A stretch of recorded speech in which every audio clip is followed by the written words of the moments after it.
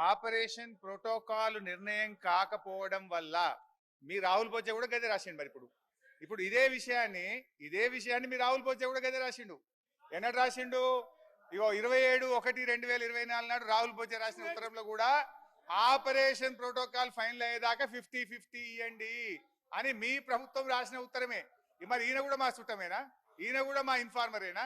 ఇక ఆఫీసర్లకు ముద్రలు వేసుకుంటా మీరు జననీ ఎస్టేట్స్ ఫార్మ్లాండ్స్ చందనవాలి స్క్వేర్ యార్డ్ 2299 రూపాయలు మాత్రమే. బదనాం చేసుకుంటే ఎంతకాలం పాలన చేస్తారు? అయితే అధ్యక్ష ఇదే విషయం సభాపతి గారు అధ్యక్ష నేను ఆఫీసర్లు తప్పు పట్టట్లేదు అధ్యక్ష. స్మితా సబర్వాల్ గారు తప్పని నేను అనట్లేదు అధ్యక్ష. స్మితా సబర్వాల్ గారు ఎక్కడైతే పనిచేశారో వారి బాస్ ఆనాటి ముఖ్యమంత్రి గారు కేసీఆర్ గారు చెప్తేనే వారు రాసి ఉంటారు. ఆనాటి ఇరిగేషన్ మంత్రి గారు చెప్తేనే ఇరిగేషన్ సెక్రటరీగా వారు రాసి ఉంటారు.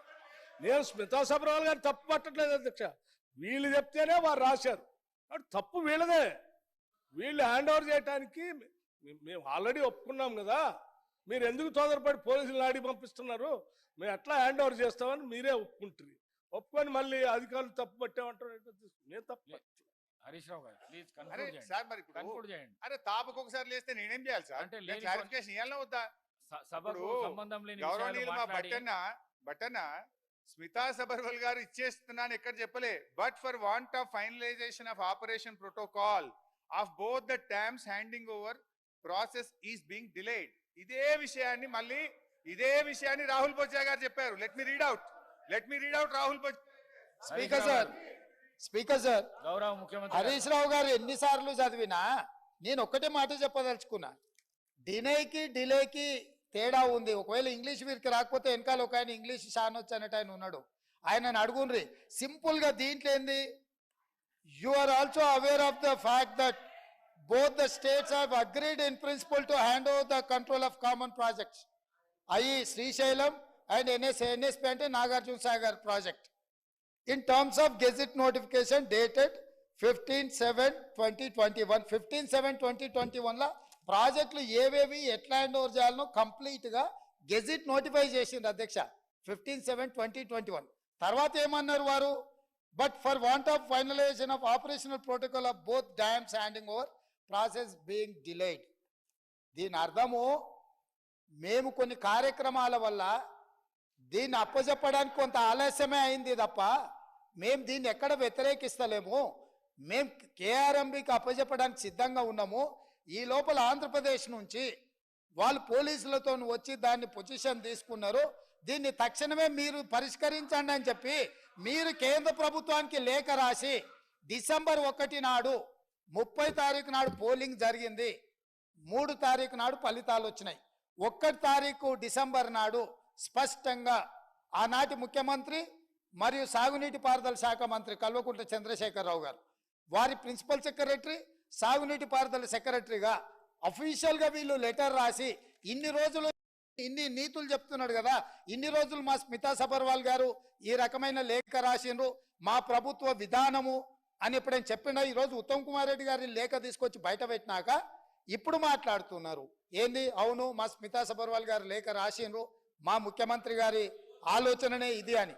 ఇప్పుడు నేనేం అడుగుతున్నా అధ్యక్ష అంటే వీళ్ళ బాధ ఏంది అసలు? ఇప్పుడు అప్పచెప్పొద్దనా వద్దని మేము అన్నప్పుడు తీర్మానం చేసినప్పుడు చర్చలకు శశపిశలకు తావెక్కడిది? 100% ఈ ప్రభుత్వం ప్రతిపాదించిన ఉత్తమ్ కుమార్ రెడ్డి గారి సభలో ప్రవేశపెట్టిన తీర్మానానికి అన్కండిషనల్ గా మేము మద్దతు ఇస్తున్నాము.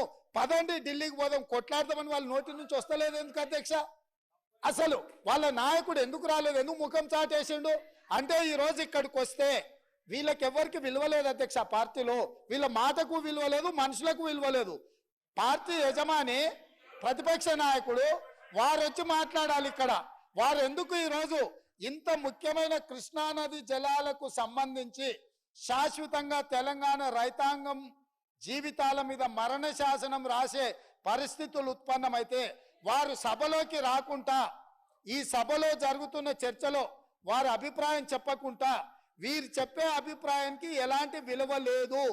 వీళ్ళు ఎంతసేపు మాట్లాడినా ఈ మాటలకు ఈ చర్చలకు ఏ మాత్రము చట్టబద్ధత లేదు.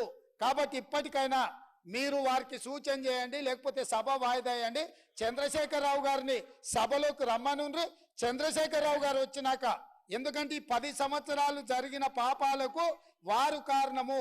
పాపాల భైరవుడి సభలోకి వచ్చి చర్చ చేస్తే తప్పకుండా మేమందరం కలిసి సమాధానం చెప్తాం. వారిని సభలోకి రమ్మనుండ్రి, చర్చ చేద్దాం.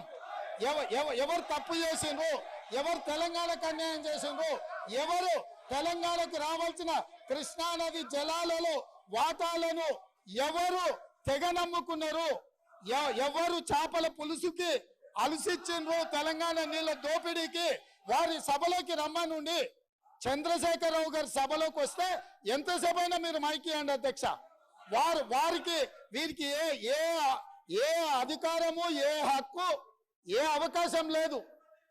కాబట్టి చంద్రశేఖరరావు గారు ఈ సభలోకి వచ్చి వారు మాట్లాడితే ఇవ్వండి. ఇక వారు మాట్లాడడానికి ఏమీ లేదు, వారు చెప్తే వినడానికి కూడా ఏమీ లేదు అధ్యక్ష. సార్ ఇప్పుడు ఇది శాసనసభ సార్, ఇదేం గాంధీ భవన్ మీటింగ్ కాదు, పబ్లిక్ మీటింగ్ కాదు. ముఖ్యమంత్రి గారు మాట్లాడిన అన్పార్లమెంటరీ లాంగ్వేజ్ ను మీరు దయచేసి డిలీట్ చేయాలని చెప్పి రిక్వెస్ట్ చేస్తున్నా అధ్యక్ష. ఇప్పుడు ఎందుకంత రంది పడుతున్నారా మీరు? హరీష్ రావు గారు అధ్యక్ష లే మాట్లాడు కాదు, డిస్కషన్. 2 విషయాలు అధ్యక్ష. ఒకటి, ముఖ్యమంత్రి గారు ఒక విషయం చెప్పిండు, దీనికి ఒప్పుకుంటున్నామా ఒప్పుకుంటలేమా, దానికి మీరు డిస్కషన్ వేరే విధంగా తీసుకోపోతే అది ప్రాబ్లం అవుతుంది సభకు. దయచేసి కన్క్లూడ్ చేయండి మీరు. అధ్యక్ష